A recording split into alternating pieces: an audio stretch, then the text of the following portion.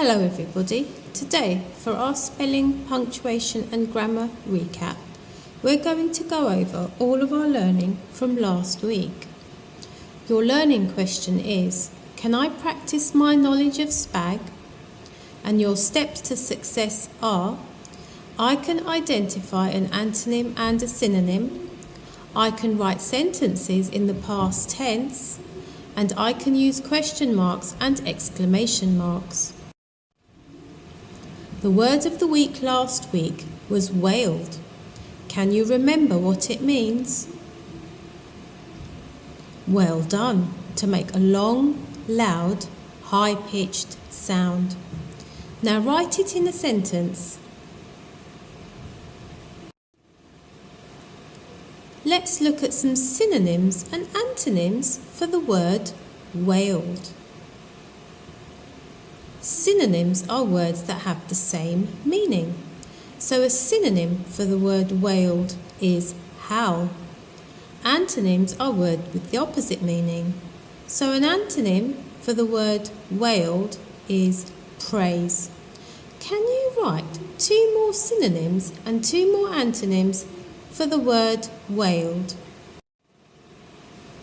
Past tense.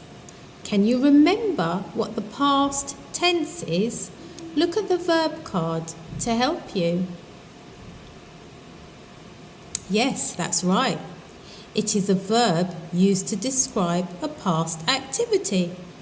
So to describe something that has already happened. Choose the correct past tense verb in the following sentences.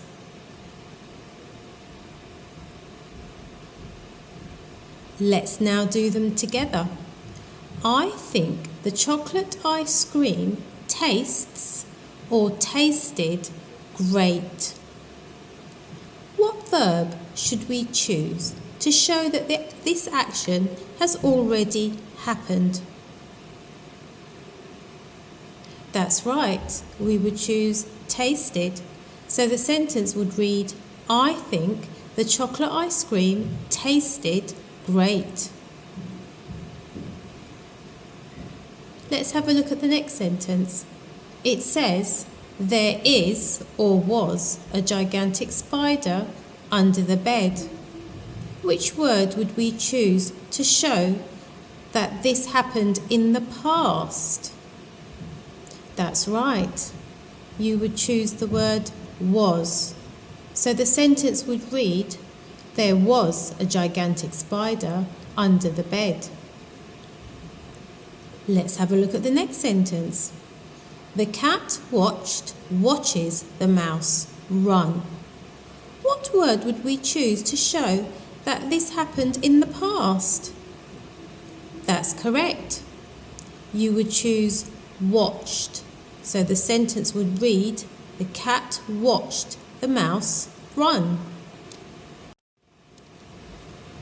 Now let's look at the rules for capital letters and full stops again. They are, sentences need to start with a capital letter. Sentences need to end with a full stop. Names should start with a capital letter. And a capital letter should be used when writing the pronoun I. Let's read the following sentences and write each one in your learning book, adding in a full stop and capital letters in the right place. The first sentence says, the ball bounced down the stairs and smashed the window. But oh no, there's no capital letter and no full stop in that sentence. Let's see where we should add them in. So there should be a capital T at the beginning of the sentence and a full stop at the end. The next sentence says, I gave the new plants in the garden some water. It begins with the pronoun I and it's also at the beginning of a sentence. And there's no full stop. So let's see how we should write that sentence correctly. Capital I at the beginning of the sentence and a full stop at the end. Next sentence says, Raj likes to go shopping with his dad. Well, that's good. That sentence has already got a full stop at the end, but what doesn't it have? And Raj is also a person's name. So if that word was in the middle of a sentence, it would still begin with a capital letter. Let's look at exclamation marks and question marks. So an exclamation mark is used to show a command or strong statement, such as "I feel great today." They show surprise, emphasis, strength, or shouting. Then we've got questions. Questions are sentences that ask you something. They usually end with a question mark. An example of a question is, "What did you have for dinner?" So it begins with a question word, what.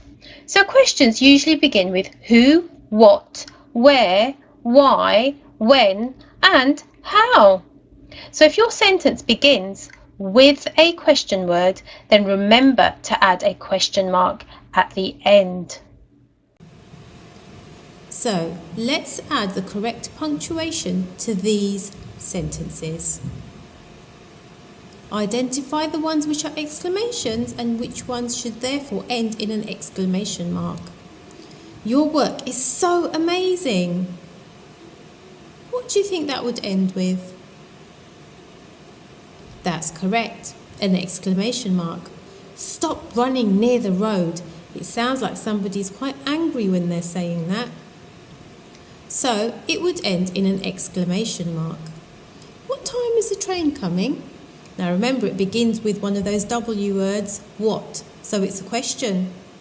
So it ends in a question mark. The next sentence says, "I told you to be quiet." Again, it sounds like somebody speaking in a very annoyed manner, so it would end in a exclamation mark. The next sentence begins with the question word. "Where did you get that bag from?" So it would end in a question mark. So your tasks are, the first task is to rewrite these sentences with the correct past tense verb.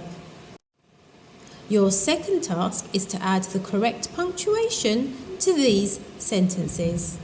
So you need to add in your capital letters and full stops. And remember, the names of places and people also begin with a capital letter. And your final task is to imagine you've won this trophy. You're feeling really excited.